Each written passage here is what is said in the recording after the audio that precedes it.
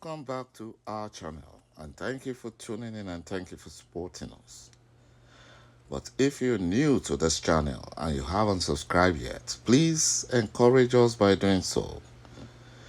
And together, we shall make our Biafran dream a reality. Fake Buhari escapes to Niger Republic with the help of the so-called repentant Boko Haram terrorists in Nigerian military and the police and customs. He lamented that the mandate thief that he installed as Nigerian president has betrayed him, and that he would not go to jail. And that was why he ran away. Because he saw how the mandate thief removed the EFCC chairman, suspended the central bank governor. So he's afraid. And the way the court is going, admitting P2B's evidences, he knows that the days of the mandate thief is numbered. So he has to run away. He planned it out all this while. You know, after stealing Nigeria dry, he stole Nigerian dry. You know, the 22 ways fake Buhari's government looted Nigerian treasury, inflicted heavy suffering on Nigerian masses. He diverted 40 billion naira from the Federation account. Additional revenue of $1.5 million payable to the federal government's account he withdrew in July 2015. That was what he did. You know, he stole the money with the help of the rubber stamp Senate President, Ahmed Lawal. Also, he looted Nigeria through outstanding royalties of $62 billion. You know, in comparing or campaigning for the amendment of the Deep Offshore and Inland Basin Production Sharing Contract Act, what fake Buhari did was that he connived with international oil companies and defrauded the oil-producing states in the zoo called Nigeria. The Fulani Nigerian government denied revenue of $500 million by a group of corrupt public officers working for the fake Buhari. You know, in 2022, fake Buhari issued an executive order which authorized the company to operate the cargo tracking nodes. But 5 companies sponsored by fake Buhari overruled that and hijacked the contract. That was what they did. Then they sold public assets and enterprises. They sold it. They sold it to their cronies according to the Bureau of Public Enterprise between the period fake Buhari was in government.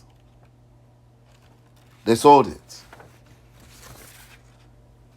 And 10% share was reserved for the staff of every privatized enterprise.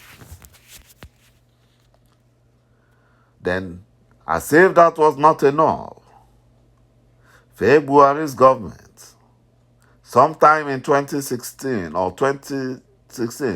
the central bank yanked off $7 billion from the nation's foreign reserve and fixed it in 14 commercial banks in Nigeria. What about the oil theft? They have been stealing oil using the military to steal oil. And Abba Carrier, the former COS, was also involved. And the former Minister of Injustice, Abubakar Malami, was the arrowhead for this stealing. So they stole crude oil. Amecon is owed 5.4 trillion naira by rich Nigerians who are mostly Fulani JయొIvýt. Indiscriminate import duty waivers for Fulani businessmen. Efforts to track and monitor tankers conveying fuel was sabotaged by Fulani-controlled NNPC.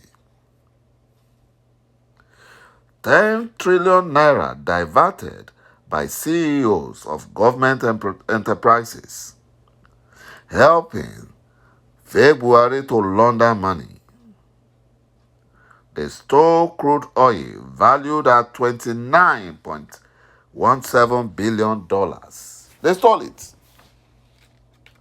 And that was why they took out the former Minister of State, Ibe Kachukwu, when he exposed them.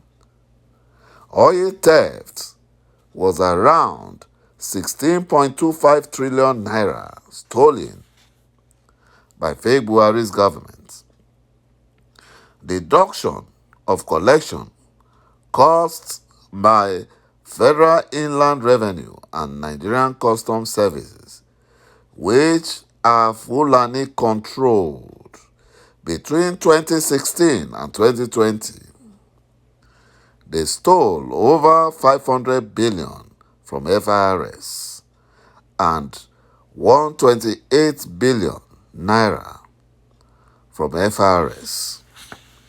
Diversion of $6 billion approved for turnaround maintenance of the 4 Nigerian refineries. Investment in Dangote refinery and rehabilitation of the 4 refineries. That was how they laundered and looted the money. Special salaries for top public officers, security votes, and pensions for governors and themselves. Diversion of dividends and feed gas of $33 billion by NNPC. And finally, diversion of trillions of naira through fuel subsidy. Between 2015 and 2023, February stole 11 trillion naira from oil subsidy. My brothers and my sisters, you can see why the criminal called February said if they disturb him, he will run to the J Republic where they will protect him. And this is why Biafra must be restored.